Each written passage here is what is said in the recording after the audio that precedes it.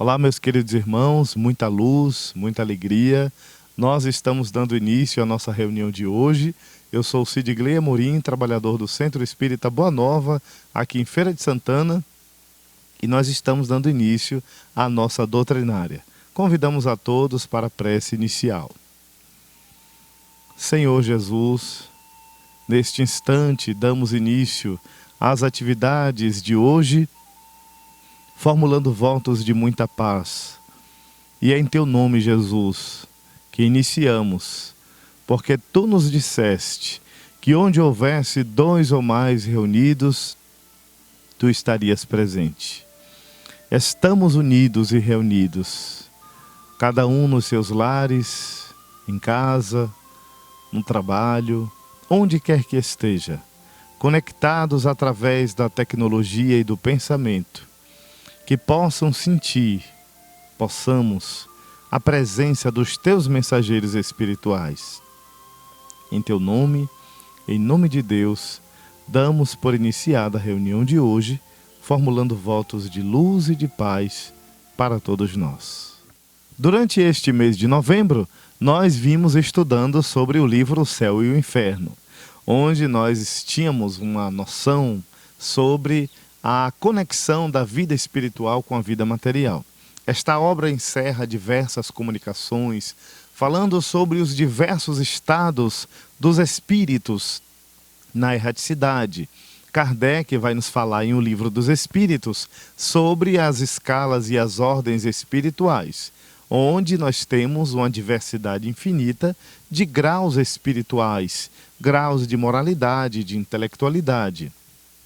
Hoje, nós estaremos encerrando este estudo sobre o livro O Céu e o Inferno, onde estudaremos o capítulo Espíritos Endurecidos e Expiações Terrestres. O grupo, juntamente com Kardec, estava na Sociedade de Estudos Espíritas em Paris, analisando e discutindo sobre uma comunicação que houvera acontecido. Esta discussão tinha como tema a perturbação que se dá após a morte. E na comunicação, quando veio depois um espírito, ele disse: "O que dizeis da perturbação? Por que essas palavras vãs? Vós sois sonhadores e utopistas. Ignorais perfeitamente as coisas das quais vos ocupais." Ou seja, vós não entendeis nada sobre o mundo espiritual. "Não, senhores, a perturbação não existe", dizia o espírito, "senão nos vossos cérebros. Eu estou vivo e muito vivo. Eu fui criminoso na terra e tentastes me castigar com a prisão. Depois tentastes me castigar com a morte, mas aqui estou. Odeio a luz, as trevas, a ignorância, a sombra me atrai, mas eu odeio a luz. Não desejo ajuda, não quero ser lastimado, não peço nada. Basto-me a mim mesmo e saberei lutar contra esta odiosa luz." Assinado, aquele que foi homem na terra. Tratava-se do espírito de um homem que animava um homem criminoso na terra, na sociedade, e que rebelde era o seu estado, caracterizado como espírito endurecido. Entre este, existem tantos outros espíritos que animaram personagens humanas na Terra e que tiveram uma forma de vida brutal, digamos, toda materializada. Com Joana de Ângeles, nós vamos analisar que quando não buscamos sentido para a nossa existência, quando não buscamos dar valor às condições de vida, melhorando-as cada vez mais, ou seja, agradecer a Deus por aquilo que nós temos, aquilo que somos e que conquistamos e onde chegamos, abençoando a própria existência, muitas vezes derrapamos na rebeldia, na ingratidão, e dizem-nos os bons espíritos, um dos princípios que nos levam às chamadas quedas morais começam através da queixa, reclamar de tudo, não saber agradecer e fazer da própria existência uma existência amargurada, porque estaremos sempre projetando a nossa sombra para o outro, para as coisas, para Deus, culpando Deus e a vida e as demais pessoas pelo nosso insucesso, pela nossa infelicidade.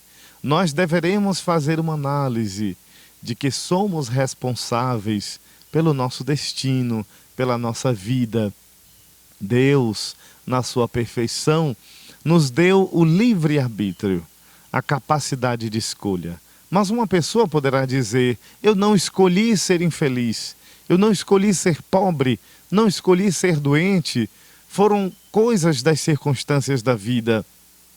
Mas as nossas condições de vida, diferenciadas de outras pessoas, ou seja, as diversidades, as desigualdades, falando melhor, das riquezas, da inteligência, do conhecimento, da moralidade, da sorte, boa ou má, que na verdade a sorte não existe, porque a sorte seria resultado dos privilégios.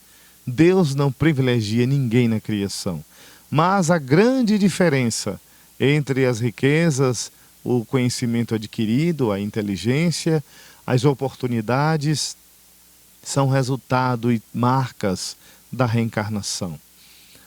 Deveremos, conforme Bezerra de Menezes, enxergar as coisas do ponto de vista mais alto para podermos julgar.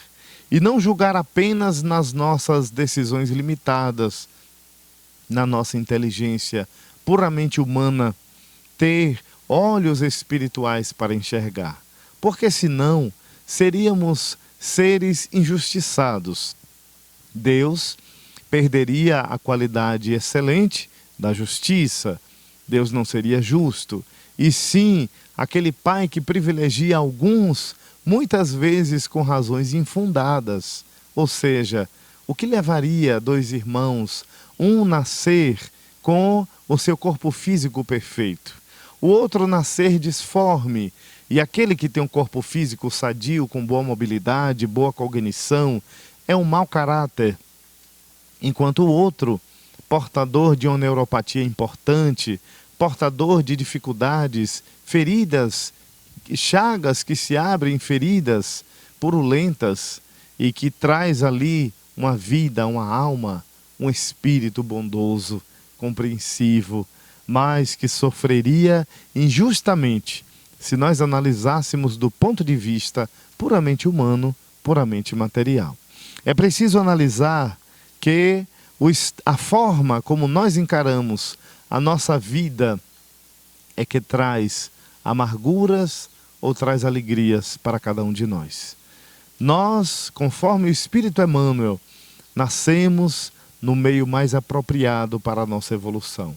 Convivemos no seio familiar e encontramos e reencontramos os afetos, os desafetos necessários ao nosso crescimento.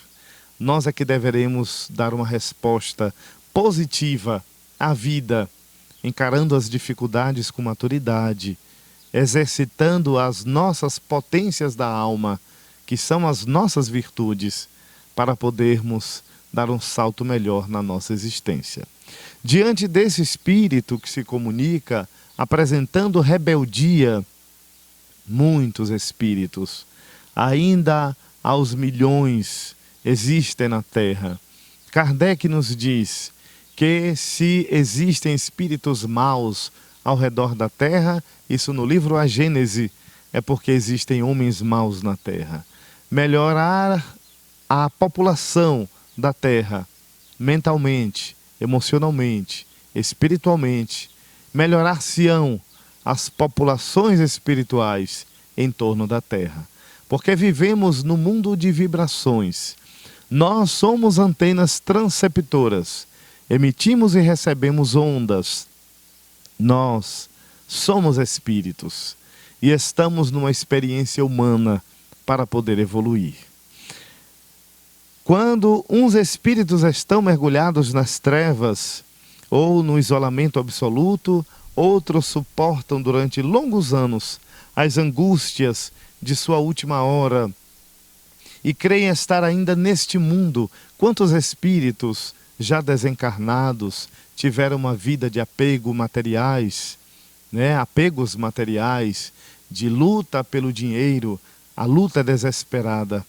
Quantos vivem apegados a coisas e a pessoas? Quantos reclamam bastante? Quantos se desesperam diante de uma grande provação? Quantos entram em colapsos emocionais, espirituais, por conta de uma enfermidade que surge, por conta de uma perda? E muitas vezes a falta do preparo levam a desequilíbrios mais profundos. É preciso entender que a nossa vida tem sentido positivo e que Deus quer sempre o nosso bem, nunca desejando o nosso mal. E a Ele deveremos sempre agradecer e buscar aprendizado naquilo que nos chega, porque cada acontecimento traz uma lição para cada um de nós. Então existem espíritos que gozam plenamente das suas faculdades no mundo espiritual.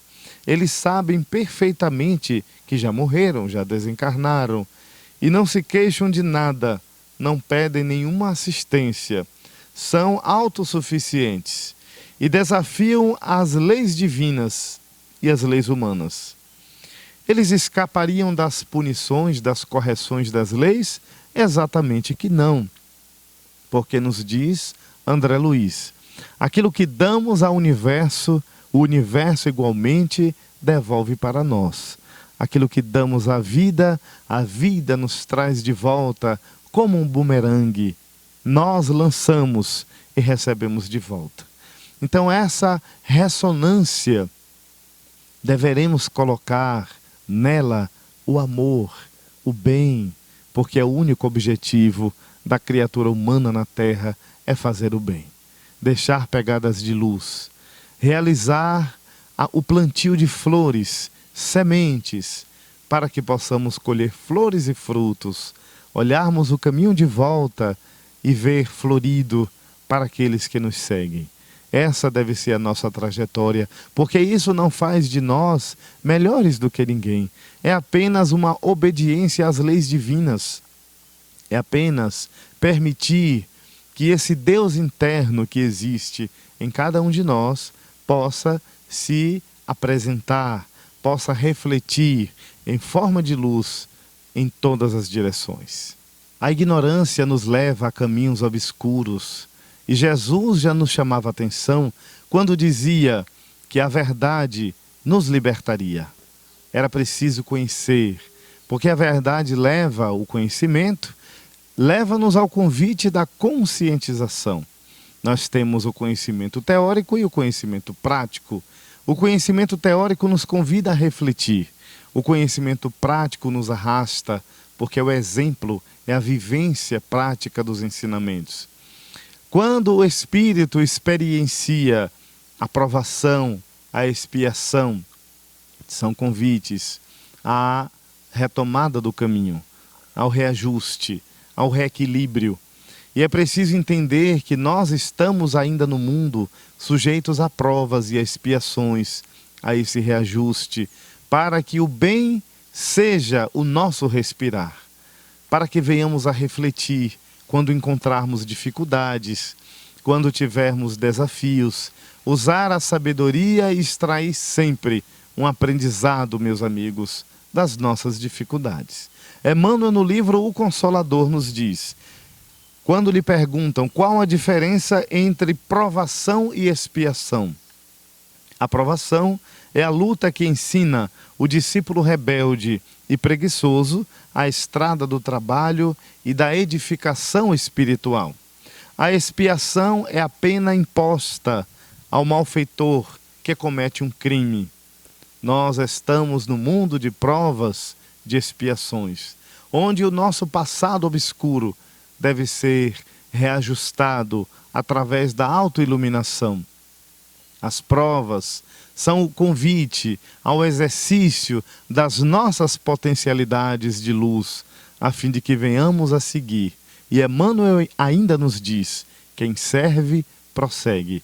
O bem apaga o mal, porque substitui através da iluminação. O nosso passado delituoso, ele poderá ser corrigido, ele poderá ser resgatado através da prática do bem também. O sofrimento, que seria a expiação, neste sentido, é aquilo que nos faz experienciar de forma dolorosa, mas que também, quando se sofre com sabedoria, nós aprendemos a crescer.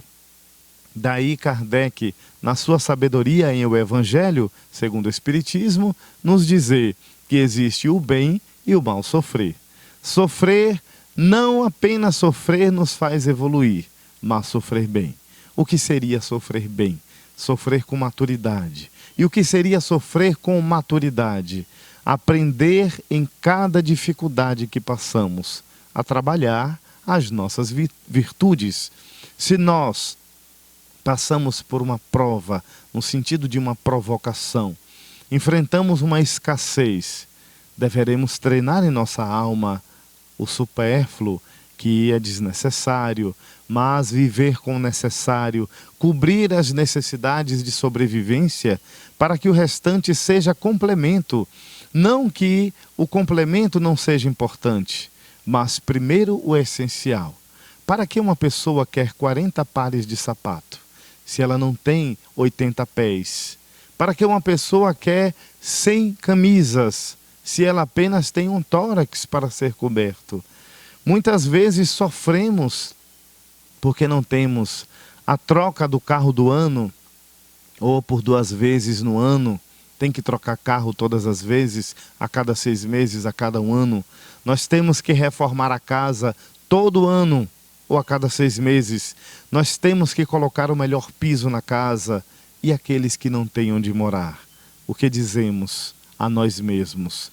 E aqueles que, quando despertam na manhã de cada dia, olham a mesa e a veem vazia, ouvem o cântico lamentoso e melancólico dos filhos que choram, qual filhotes de pardais, querendo comida, meu pai, eu não tenho o que comer, nem como tomar café. Recordamos que recentemente fomos fazer atendimento profissional de enfermagem numa residência de um bairro de periferia aqui em nossa cidade. Eram aproximadamente 17 horas. Naquele momento, estava lá na cama um senhor de 75 anos de idade.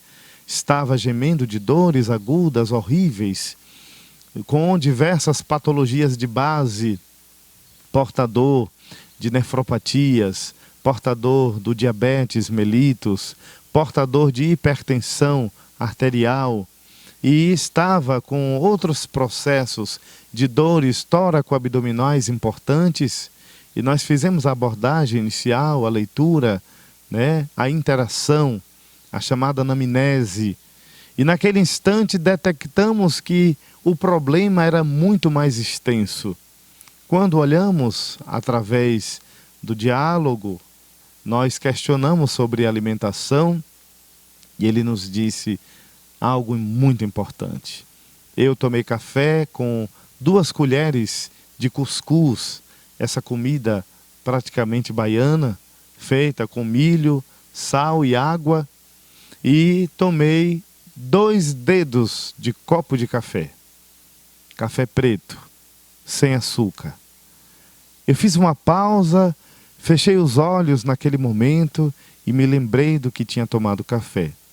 Tomei café com a comida brasileira, de todo trabalhador brasileiro, pão, queijo, café, leite, manteiga, e alguns não têm manteiga, mas tomei naquele dia, e naquele momento senti no coração uma dor, a dor da compaixão, que poderia ser eu no lugar daquele homem.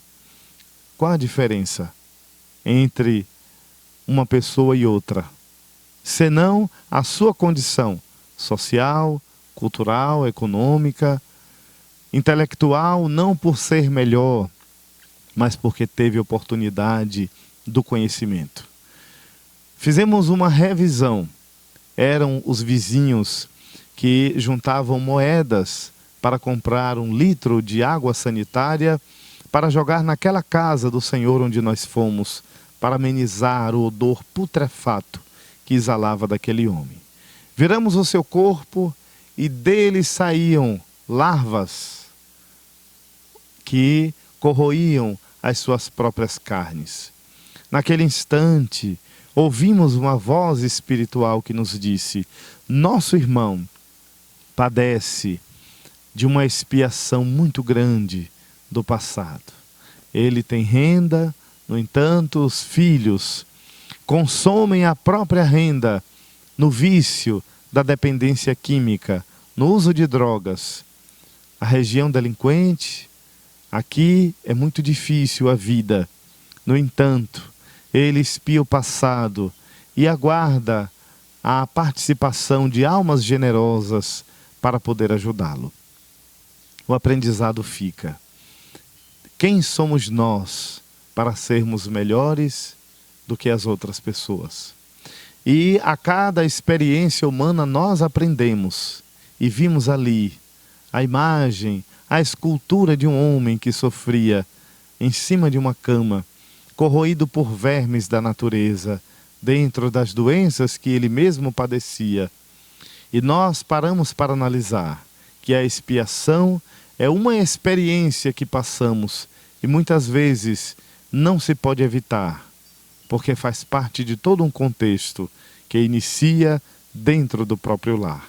Quantas pessoas padecem de doenças e que familiares, amigos a rejeitam, não querem ter contato, não se aproximam, porque é muito natural e tendencioso na sociedade aproximarmos-nos de pessoas que têm dinheiro, que estão no chamado glamour, que estão na glória da sociedade, estão nos holofotes, têm oportunidades de diversões, dinheiro, boas alimentações, confortos materiais, influências, cultura enriquecida, mas aqueles que são esquecidos, é para esses que Jesus veio a este mundo.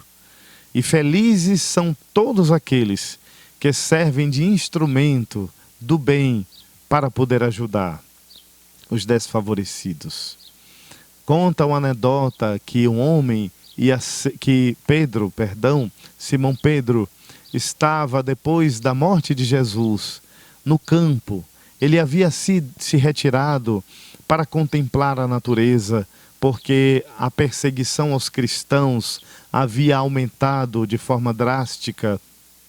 E Simão Pedro havia saído, já tinha sido fundada a Casa do Caminho, que era o que hoje praticamente é o Centro Espírita, ou um albergue, digamos um albergue espírita, o religioso, que tem as funções sociais e também tem as funções religiosas.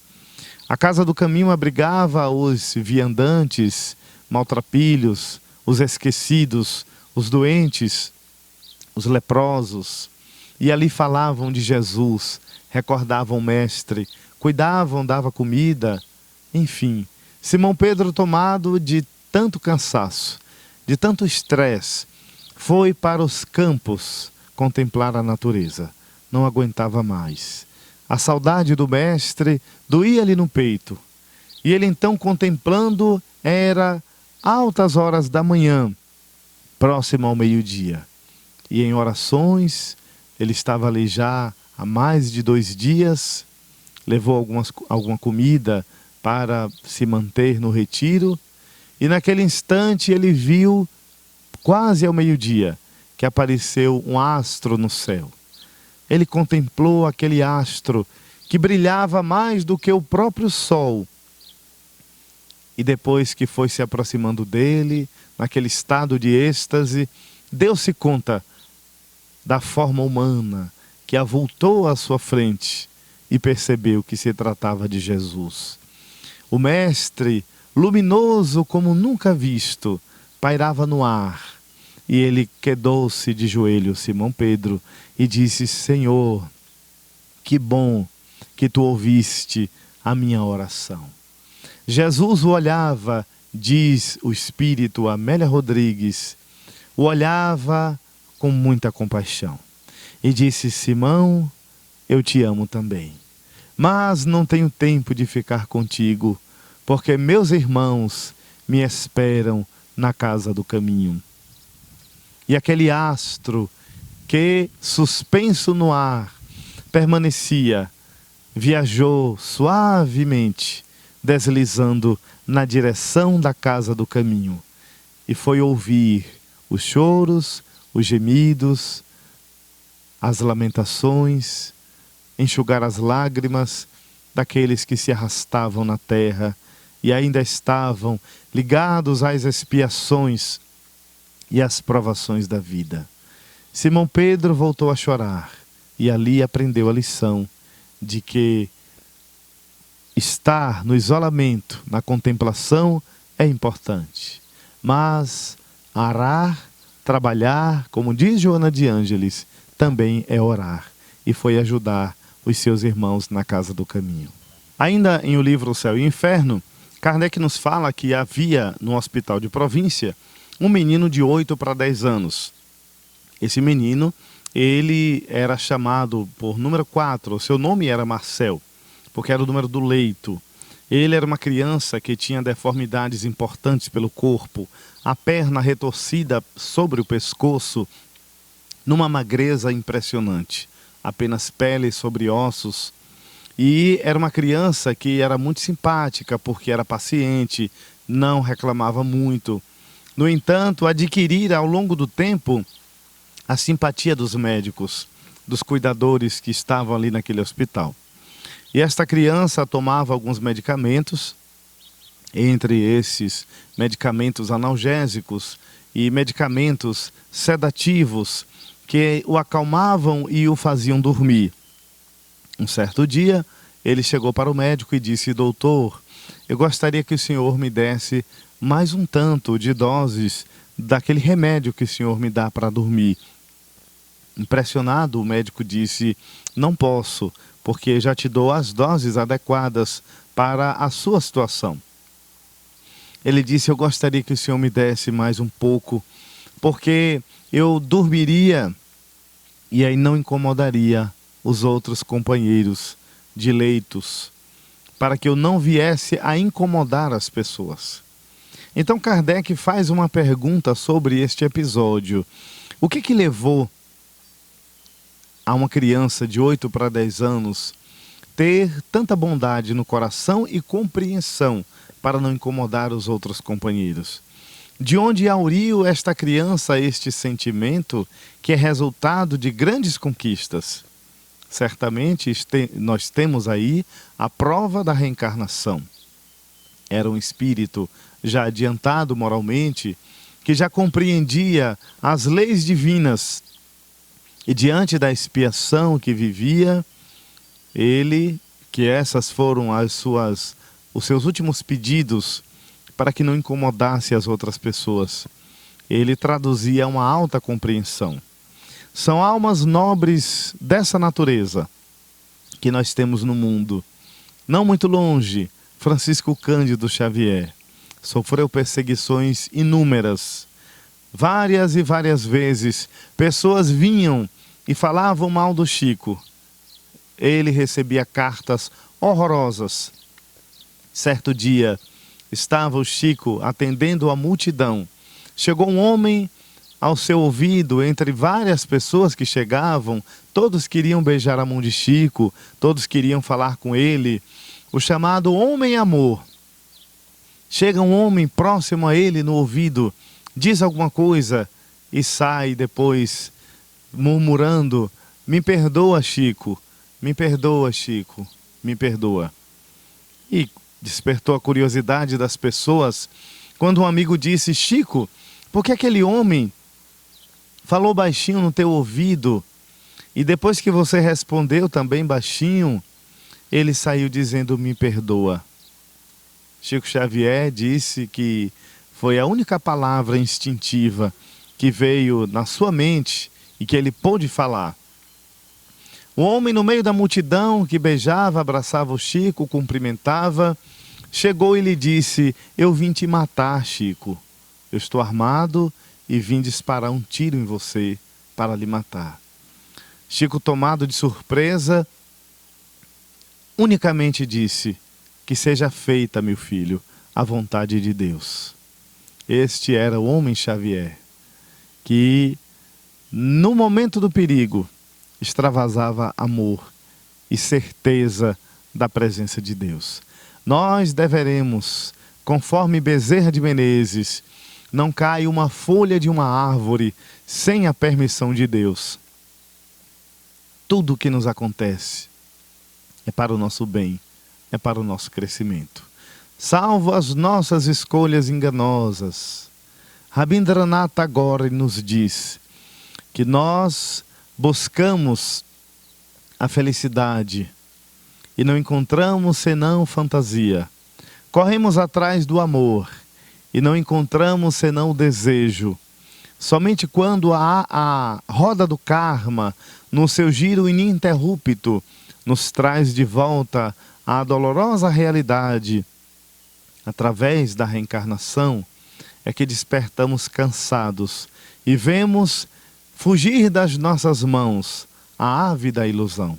Ou seja, nós vivemos muitas vezes em busca de uma felicidade fictícia que nunca conseguimos saciar a nossa sede, nunca conseguimos encontrar a nossa felicidade real, porque neste mundo nós temos a felicidade relativa a partir do momento em que buscamos o bem para nós e vivemos o bem praticando em relação ao nosso semelhante. Nós deveremos perceber que muitas vezes vivemos em busca da fantasia, rotulada de felicidade, e que esta ave da ilusão, quando abrimos a mão, que é o despertar da consciência, a ave foge das nossas mãos. E a olhamos indo embora e vemos que o seu nome é ilusão. Deveremos estar buscando a nossa melhoria, buscando os valores essenciais para que venhamos a valorizar a nossa existência. Porque a reencarnação é um período passageiro tão rápido, meus irmãos, que 5, 10, 20, 40, 50 anos passam numa velocidade, porque estamos sempre direcionando nossa atenção e gastando as nossas energias. E assim deveremos estar atentos para que não passemos invigilantes e despercebidos na esteira do tempo, como diz Hermínio Correia de Miranda. Aproveitar a reencarnação nos mínimos detalhes, que tudo começa no nosso lar, tudo começa na intimidade do nosso ser, para depois expandirmos essa experiência mundo afora. Então, o conhecimento é de suma importância para nos libertar, porque nos trará discernimento e entendimento, e fazer desse conhecimento a experiência também no conhecimento prático, vivenciando o bem, dando exemplos, porque nós não estamos transformados. O verdadeiro espírita é aquele que se reconhece e aquele que se esforça a cada momento para estar melhor, hoje mais do que ontem e amanhã mais do que hoje. São crescimentos ascendentes e gradativos à medida em que nos esforçamos. Não ter vergonha de pedir desculpas, de se inclinar diante de uma situação quando deveremos recomeçar. Joana de Ângeles, mais uma vez, essa benfeitora que nos diz: a cada momento é momento de recomeçar. Nunca é tarde de voltar atrás e de retomar os caminhos para podermos seguir. Abandonar é covardia moral, mas retomar o pensamento, reconhecer-se filhos de Deus e retomar o caminho, eis a grande marca dos heróis, porque recomeçar faz parte daqueles que desejamos ser felizes de verdade. E já que entendemos que a felicidade não é deste mundo, mas ela começa neste mundo, porque aqui nos encontramos, é construir o bem, é ter ideais de vida. O que queremos de fato para a nossa felicidade? o que nós estamos colocando nas nossas bagagens espirituais, para quando um dia o trem da desencarnação parar na nossa estação, nós podermos estar com a bagagem mais cheia, mas preparado não estaremos, porque nunca, do ponto de vista humano, na nossa atualidade, estamos prontos para viajar. Nós não decidimos. Esse momento Deus o decide. Deus sabe a hora em que teremos que partir. Quando não vamos pelas mãos enganosas do suicídio, porque o suicídio é a grande porta da ilusão daqueles covardes que desejam fugir da vida. Ivone do Amaral Pereira, no livro Memórias de um Suicida, este livro que levou 30 anos para ser publicado e que ela ia queimá-los, porque todas as vezes que ela ia na Federação Espírita Brasileira, sempre haviam livros de Chico Xavier a serem publicados. E ela teve também o auxílio de Leon Denis. Depois que escreveu o livro psicografado, Memórias de um Suicida, consegue ali abrir as portas do mundo espiritual de forma mais profunda, mostrando que o suicida é o covarde que foge da vida. Porque a ilusão de que fugir através da morte, achando que iremos finalizar o nosso sofrimento, é como se nós multiplicássemos esse sofrimento. A primeira decepção do suicida é a de que não morre, é a de que permanece vivo.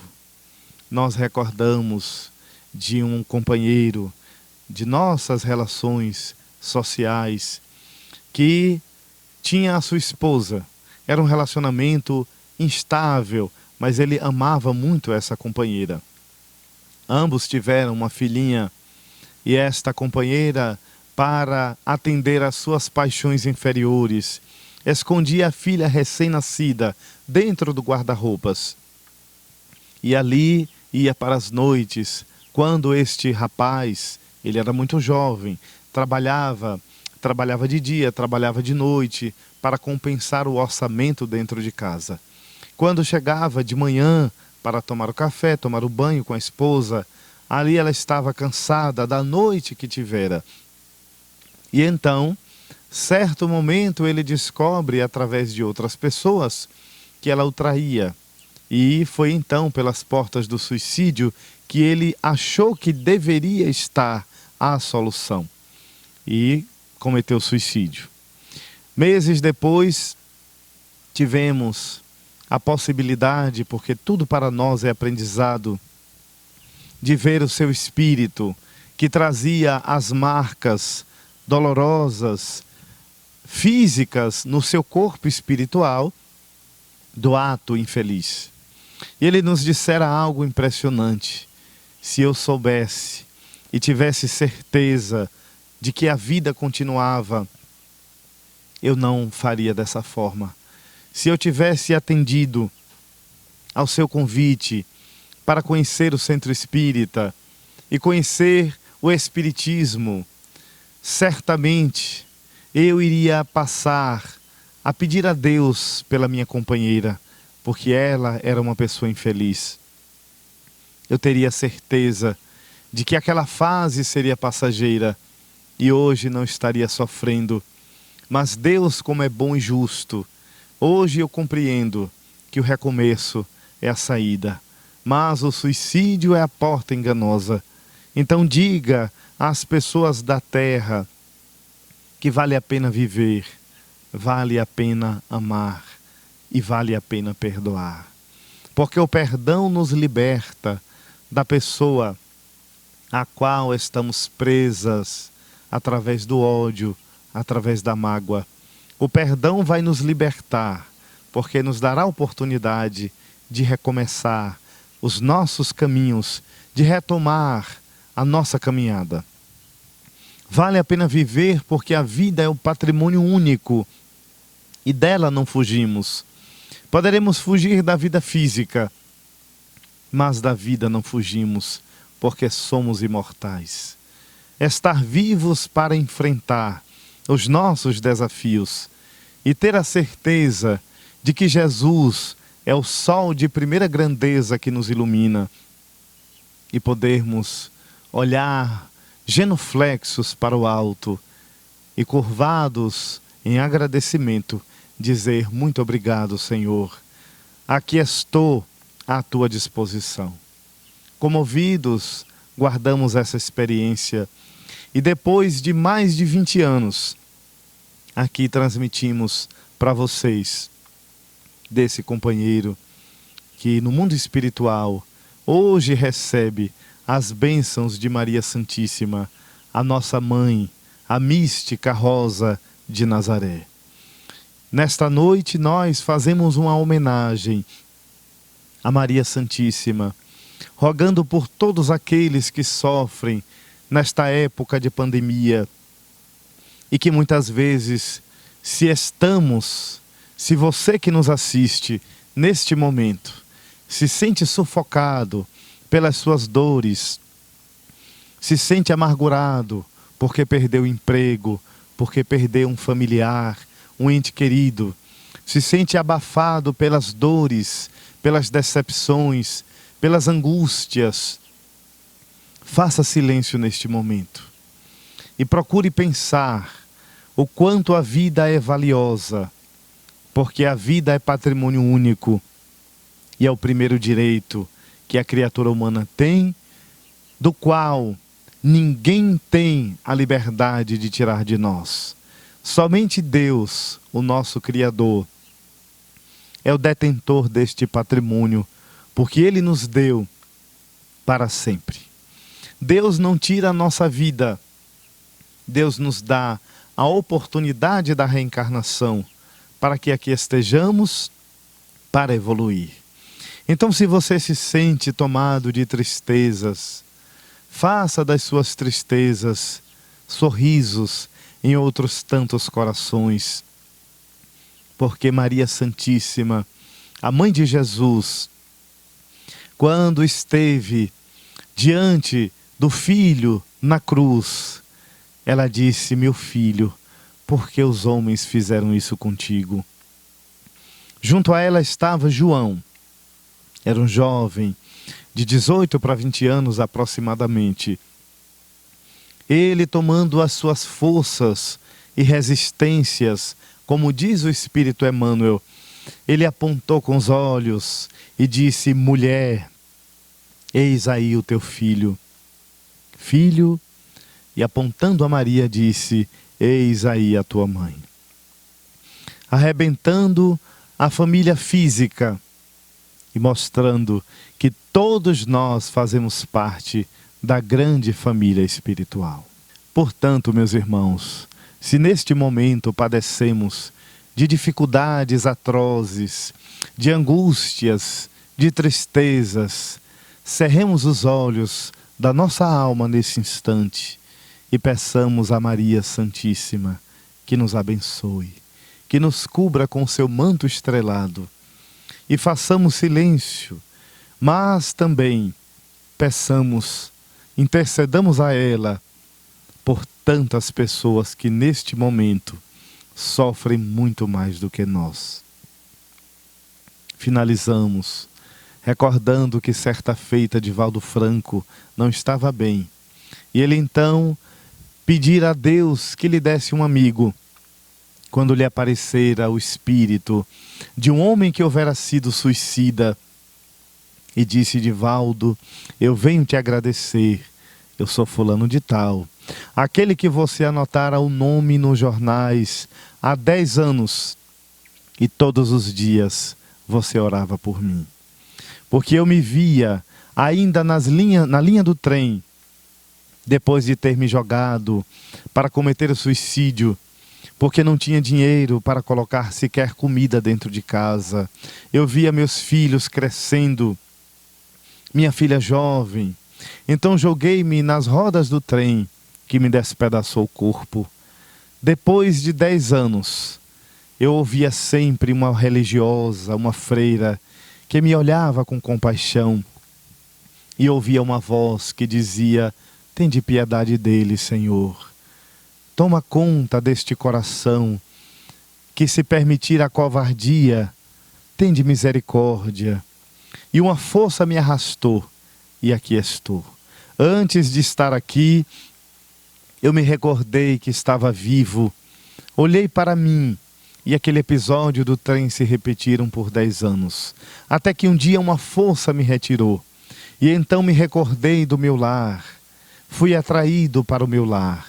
Chegando nele, eu ouvia a minha esposa que dizia: miserável, aquele desgraçado merece queimar no inferno, porque ele nos abandonou. Eu sentia a dor do desprezo e do ódio. Depois me recordei da minha filha e fui atraído a um bordel na cidade do Salvador. E ouvi a minha filha sendo atropelada por um monstro, por um homem.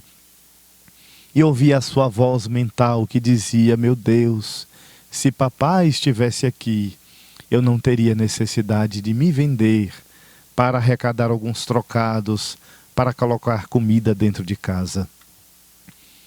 Comecei a chorar e senti a dor profunda. Recordei-me do meu filho, que já devia estar um bom rapaz. E fui atraído a uma cela úmida e escura. E ali estava o meu filho, que já era um homem, e dizia: meu Deus, se meu pai estivesse aqui, eu não estaria nesta situação. Que lembremos, meus irmãos, que nós somos responsáveis pelo nosso destino, pelas nossas escolhas. E o momento difícil que passamos hoje é apenas uma nuvem que está sobre nós. E todas as nuvens não param, sempre passam. Como as nuvens do céu, as nossas dores e as nossas dificuldades também passarão. Elevemos o nosso pensamento e nesta noite, homenageando a nossa Mãe Santíssima, digamos: Maria Santíssima, roga por nós, aqueles que ainda estamos aqui na terra ou na vida espiritual e conectados a este vídeo, a esta apresentação. Elevamos o nosso pensamento e dizemos: bendita sejas, nossa Mãe Santíssima, porque em tuas mãos, nas mãos de Deus, nas mãos de Jesus, entregamos nosso espírito. Vamos orar. Senhor, ensina-nos a orar sem esquecer o trabalho, a dar sem olhar a quem, a servir sem perguntar até quando, a sofrer sem magoar, seja quem for, a progredir sem perder a simplicidade, a semear o bem sem pensar nos resultados, a desculpar sem condições, a marchar para frente sem contar os obstáculos, a ver sem malícia, a escutar sem corromper os assuntos, a falar sem ferir, a compreender o próximo sem exigir entendimento, a respeitar os semelhantes sem reclamar consideração, a dar o melhor de nós, além da execução do próprio dever, sem cobrar taxas de reconhecimento.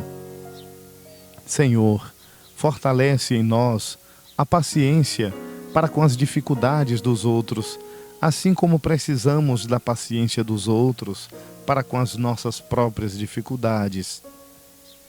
Ajuda-nos para que a ninguém façamos aquilo que não desejamos para nós. Auxilia-nos sobretudo a reconhecer que a nossa felicidade mais alta será invariavelmente aquela de cumprir-te os desígnios, onde e como queiras, hoje, agora e sempre, que nesta noite, Maria Santíssima, a nossa Mãe abençoada, possa nos envolver nas suas vibrações de amor. Abençoa todos os lares, Senhora, e recebe a nossa eterna gratidão. Ave Maria, cheia de graça. Aí, meus queridos irmãos, muito obrigado pelo trabalho de hoje, pela sua atenção, que nós pedimos que vocês possam nos seguir nas redes sociais, Centro Esp Boa Nova, nosso Instagram, Centro Espírita Boa Nova, é o nosso Facebook e YouTube. 7592211924, com 9 na frente, é o nosso WhatsApp. Nós estamos realizando uma campanha Natal Encantado do Centro Espírita Boa Nova, beneficiando as comunidades aqui em Feira de Santana. Você que nos assiste, se puder, colabore conosco com alimentos não perecíveis. Na semana do Natal estaremos entregando cestas básicas, alimentos, quentinhas, para a comunidades aqui em Feira de Santana. Nós temos a comunidade Chico Pinto, no bairro Aviário, a comunidade do São João, que é o próprio bairro São João, Pau de Légua, próximo ao EFES, e levaremos a outros corações e que você possa se juntar a nós. Muito obrigado e até o próximo encontro. Fica com Deus.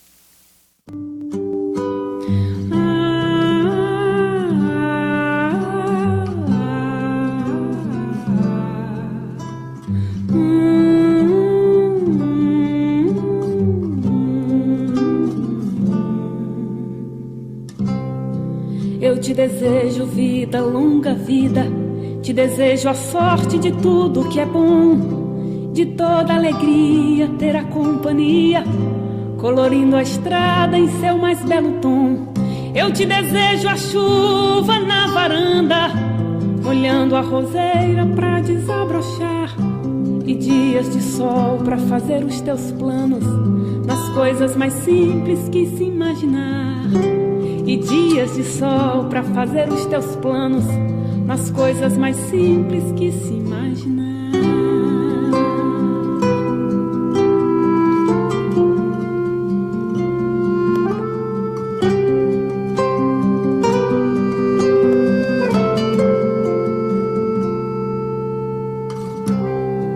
Eu te desejo a paz de uma andorinha, no voo perfeito contemplando o mar, e que a fé movedora de qualquer montanha te renove sempre, te faça sonhar.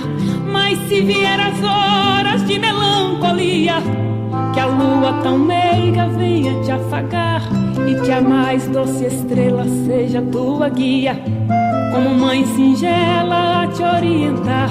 Eu te desejo mais que 1000 amigos, a poesia que todo poeta esperou, coração de menino cheio de esperança, voz de pai amigo e olhar de avô.